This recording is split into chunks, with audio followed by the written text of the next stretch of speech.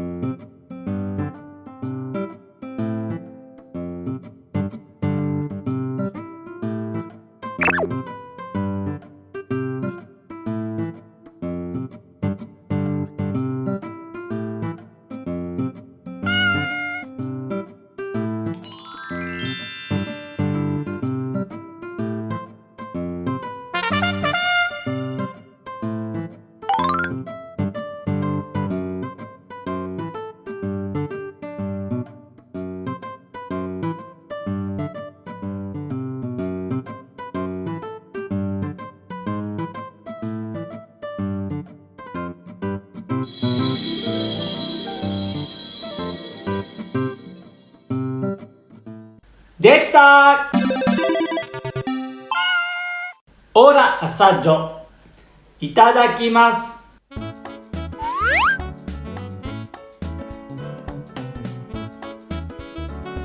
Il profumo fresco di basilico e limone dà la freschezza al piatto. Metteteci una generosa quantità di basilico per creare sapore autentico. Ho avuto delle domande dai miei spettatori: come si possono sostituire alcuni ingredienti che non si trovano qui in Italia? Oggi con questo piatto volevo dimostrarvi che non è difficile creare piatti etnici. Quasi tutti gli ingredienti si trovano al supermercato e dei condimenti particolari oggi potete comprare online. La cosa più importante è avere la fantasia. Potete creare tutto ciò che volete nella vostra cucina. Provate la mia ricetta di Gapao Rice. Se vi è piaciuto questo video mettete mi piace e iscrivetevi per altre ricette. Ci vediamo alla prossima. Mattane!